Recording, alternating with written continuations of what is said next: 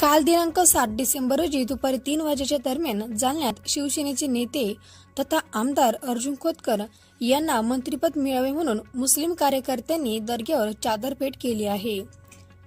इम्रान खान असे या कार्यकर्त्याचे नाव असून हजरत हाफिज सय्यद अल्लाउद्दीन जिया चिश्ती दर्ग्यावर इम्रान खान याने चादरफेड दिली आहे।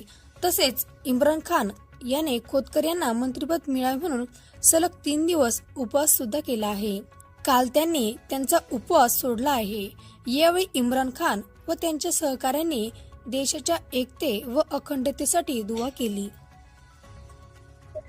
हे पहा, काही दिवसापूर्वी मागचे 10 दिवस इलेक्शनचे 10 दिवस अगोदर मी आता इथं मन्नत मागितली होती की माननीय अर्जुन भाऊ खोतकर हे निवडून जर आले तर मी आता इथं चादर चाडून इथं दान अर्पण करणार म्हणून। तसेच मी आता 3 दिवसाचा उपवास पण ठेवला होता आणि आज मी संध्याकाळी इथं उपवास पण सोडणार आहे।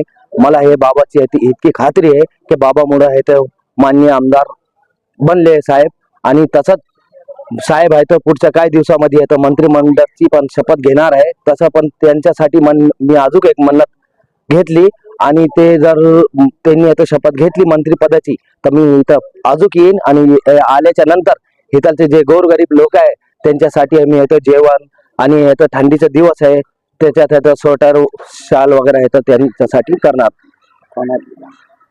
मी समाजसेवक शिवसेनेचा एक छोटासा कार्यकर्ता इम्रान पठाण।